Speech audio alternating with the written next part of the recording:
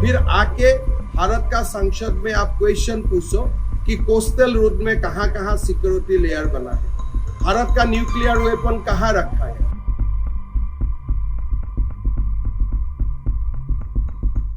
कांग्रेस सांसद गौरव गोगोई का मामला देखते ही देखते तूल पकड़ता जा रहा है। वो इसलिए क्योंकि केंद्र सरकार ने सर्वदलीय प्रतिनिधि मंडल की घोषणा की थी जो विदेशों में जाकर पाकिस्तान के आतंकवाद को बेनकाब करेगा, और इस कमेटी के लिए कांग्रेस की तरफ से गौरव गोगोई का नाम भेजा गया था।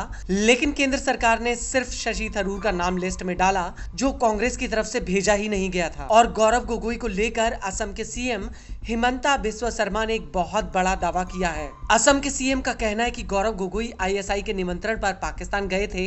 शर्मा का कहना है कि अगर उनके दावे झूठ साबित होते हैं तो वो सीएम पद से इस्तीफा दे देंगे।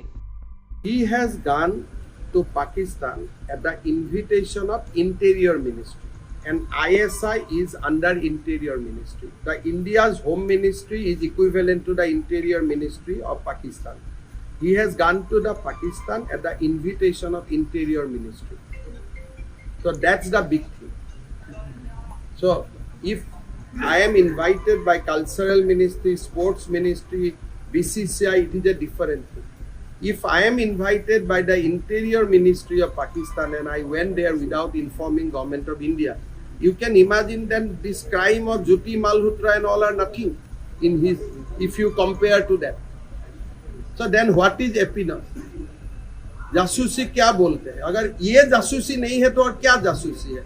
फिर आके राफेल का विरोध करो, फिर आके भारत का संसद में आप क्वेश्चन पूछो कि कोस्टल रोड में कहाँ कहाँ सिक्योरिटी लेयर बना है, भारत का न्यूक्लियर वेपन कहाँ रखा है।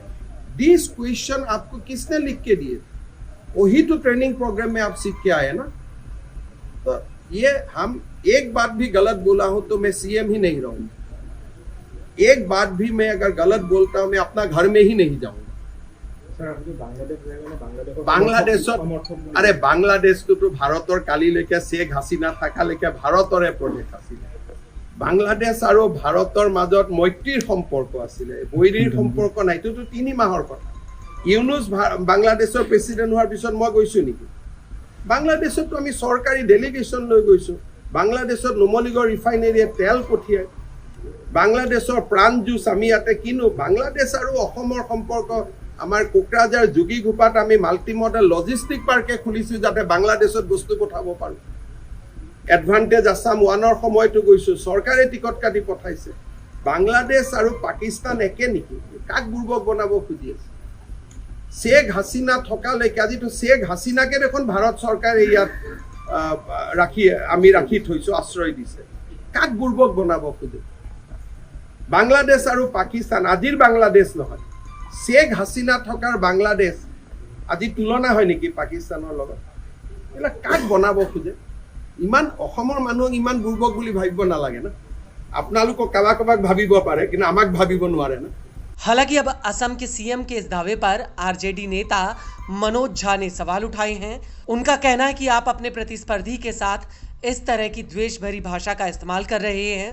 इस तरह की भाषा दुश्मनों के लिए इस्तेमाल करी जाती है। नहीं, मैं तो सीधे मानता हूं ना कि इस प्रकार से अगर आप एनिमोसिटी की लैंग्वेज अपने प्रतिस्पर्धी के लिए कहेंगे, 10-12 वर्षों में अगर इस देश में कुछ बहुत बदला है और बुरे तरीके से बदला है ना, तो प्रतिस्पर्धी को दुश्मन की नजर से देखा जाने लगा। देखिए, आप चुनाव हो चुनाव ना हो, विपक्ष के लिए जो भाषा इस्तेमाल होती है वो शत्रु वाली भाषा होती है। चुने हुए सांसद हैं, आप उनके बारे में ये टिप्पणी करते हैं। मतलब मैं समझता हूं कि उस मोल्ड से अगर आप चीजों को देखेंगे तो कौन सा गुडविल मिशन दुनिया में भेजेंगे? उन लोगों ने अखबार नहीं पढ़ा होगा कि इस गुडविल मिशन में नामित एक व्यक्ति के बारे में एक सूबे के चीफ मिनिस्टर का ये बयान है। दुनिया के बाकी देश भी तो देख रहे होंगे, वो तो ये कहेंगे your house is not in order. ये बहुत गंभीर विषय है। आसाम में आपकी प्रतिस्पर्धा है, उसको आसाम में रखिए, पॉलिटिकली लड़िए। इस प्रकार का बिलो द बेल्ट अटैक, ये मैं समझता हूं ये अपराध की श्रेणी में आता है। यूट्यूबर की गिरफ्तारी